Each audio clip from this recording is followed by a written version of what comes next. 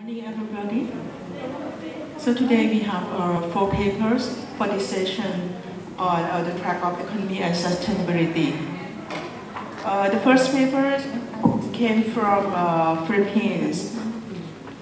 So please welcome Dr. Camilo John Vidal and Professor, no, just only one, right? Dr. Camilo John Vidal.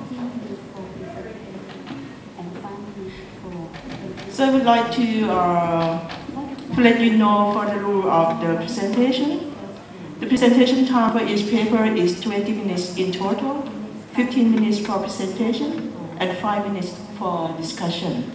So for time controlling, the time warning board will be first shown after 10 minutes presentation. And then in next 5 minutes, the time warning board will be shown again.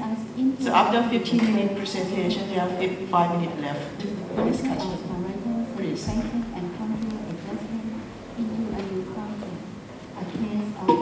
So during waiting, let me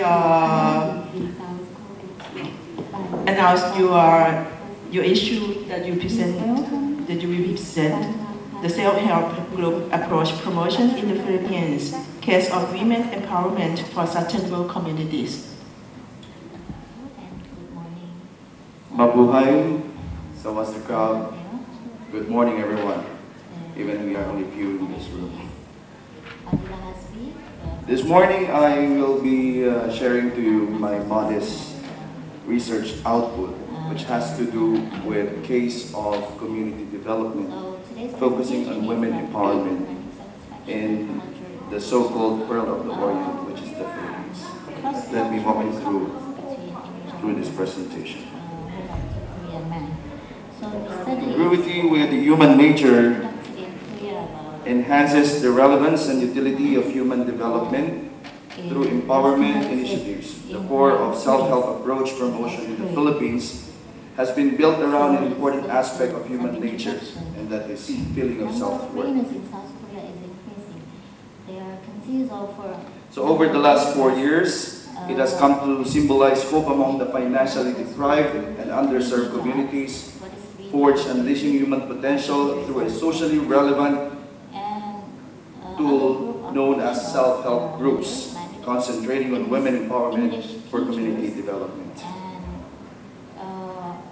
So a relatively growing number of impoverished women in select poverty-stricken areas all over the country have been organized to partner in this unique process of socio-economic engineering.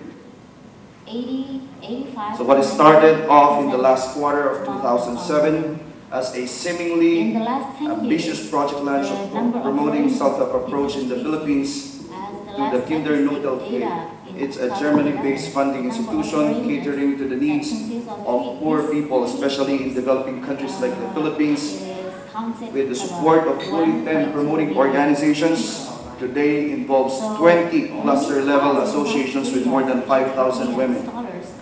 Financial services have reached the doorsteps of every people, particularly that of 10,000 children directly and indirectly assisted with this program through the nearly 500 self-help groups handheld by 14 partner organizations.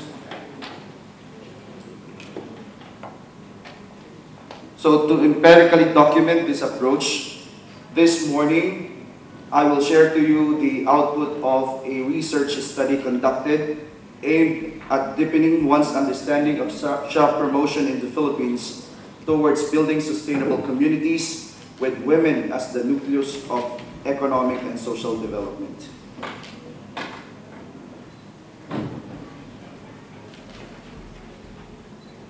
In particular, the study delved on tracing the origin and progress of SHOP promotion, documenting SHA initiatives, milestones, and the role played by the promoting organizations guided by the terms and conditions set forth by the Kinder Nothilfe as funding partner. So we start with defining what self-help group is.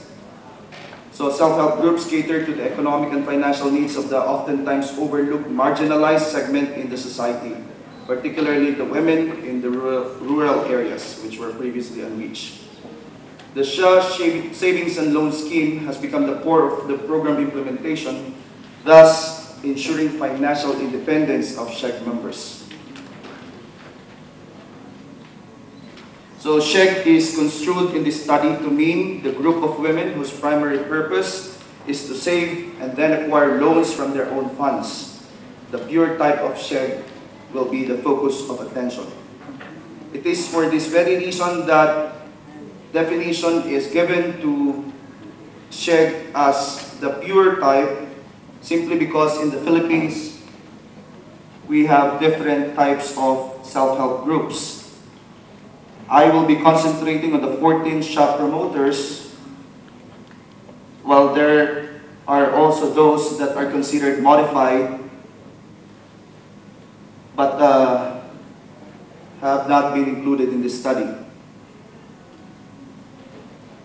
So the study covered 14 promoters of pure self-help groups as of December 2010.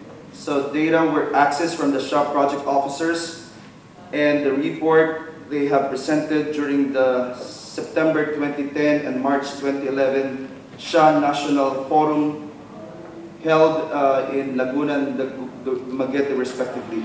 The accession of data was facilitated by the KNH Philippines through the National SHA Coordinator and Country Director. And for purposes of eliciting additional insights and inputs, informal interviews and participation in the focus group discussions were observed. Let us come to the results and discussion. We start with principles underpinning SHA promotion.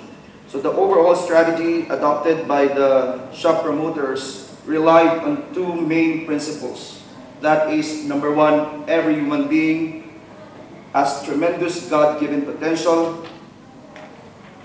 And number two, as an individual, the poor are voiceless, powerless, and vulnerable.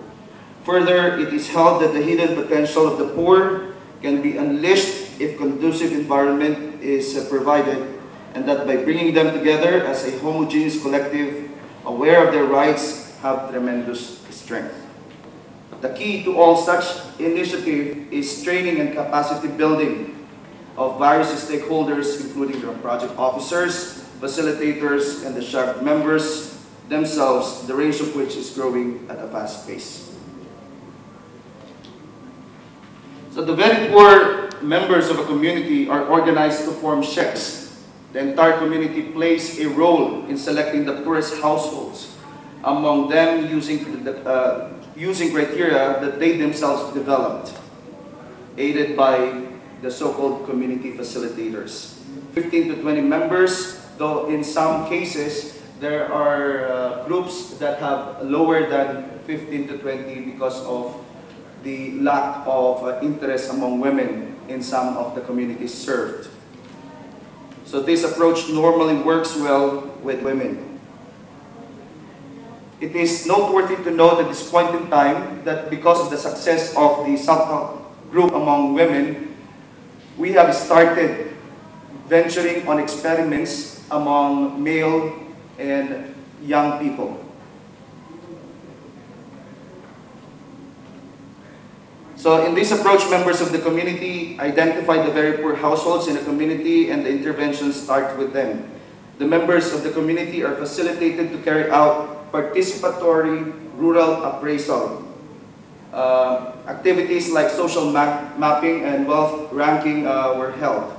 This helps them identify the poorest among them based on criteria developed by the community themselves. The poorest members of the community are invited to form self-help groups.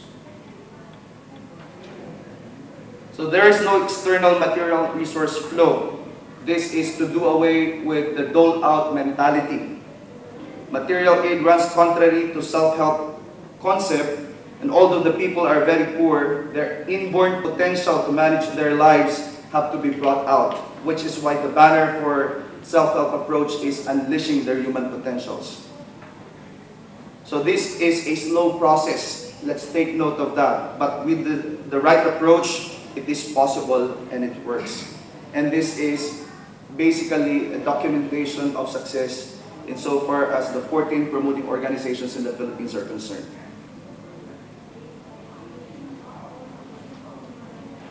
So, by organizing the women as groups and communities, they gain a new sense of identity and purpose. They're able to achieve adequate living conditions through their own efforts in a sustainable way. How to develop and empower Sheikhs. So basically the process is attained in two basic steps. Number one, meeting together each week, and number two, weekly saving by the poor members. The meeting together gives each member a new identity. The process of social development is initiated. The weekly saving, on the other hand, however small it may be, brings in a financial discipline in the members, and this triggers the economic development process. In so doing, a lot of capacity building inputs are provided to the individual members, as well as the groups, and their leadership qualities are developed.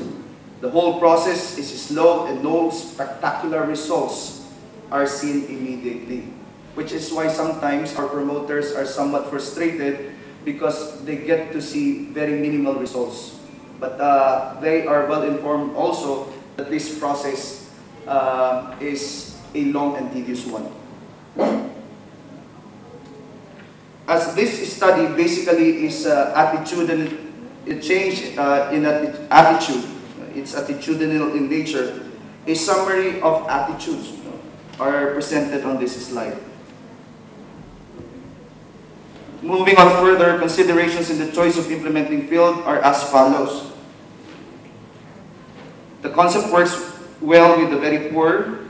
Number two, sufficient population density to build to second and third levels of people's institution. And lastly, we have supportive local leadership as an important factor to be considered. Kinder Notel plays an important role in this particular endeavor. The project started 4 years ago. The Kinder Notel started helping the Philippines 25 years back.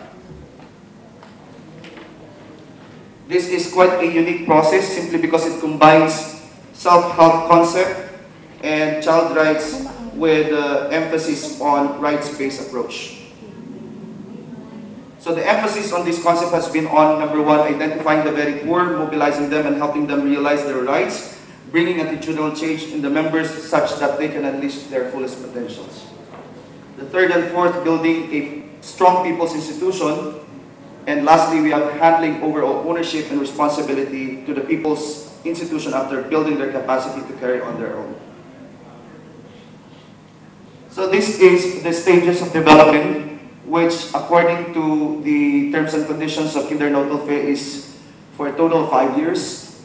So there you can see the timeline on this slide. So there are 16 shop promoters and distributed in the 3 main islands of the Philippines. And this is the milestone. It could be noted that the accomplishment is lagging behind. This time around, we have a total of nearly 500.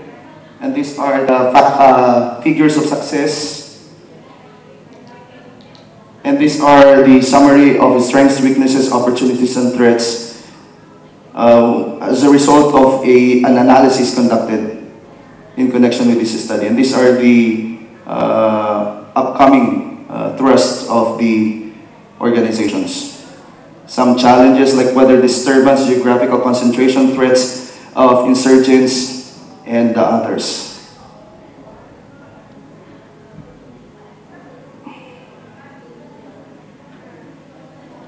Okay, so SHA bring financial and economic opportunities to the poor, specifically the women. This is a picture taken in one of the focus group discussions conducted by the researchers among the facilitators. And there you have it, ladies and gentlemen. This is Carmelo Jani Vidal of the University of Luzon in the Philippines with my co-researcher, Professor Dolores B. Bustillo. Thank you very much. Do we still have just one question? Yes. Okay, any question for this paper? Thank you. So So thank you. I thank you all for not asking questions. Good morning. Thank you very much. So even though we are few people here, but more is beautiful, I think. So let me invite the second paper. On the title of Survey on Identifying and Comparing Sustainable Issues on Selected Traditional Malay Houses and Bioclimatic Buildings by Mr. Roslan B. Talib, right, from University Science, Malaysia.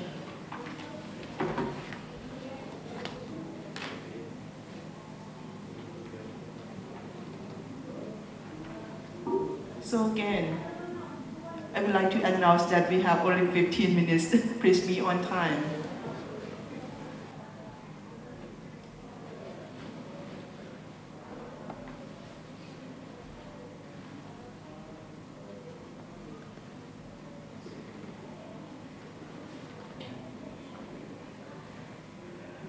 Hello, Assalamualaikum, and very good morning.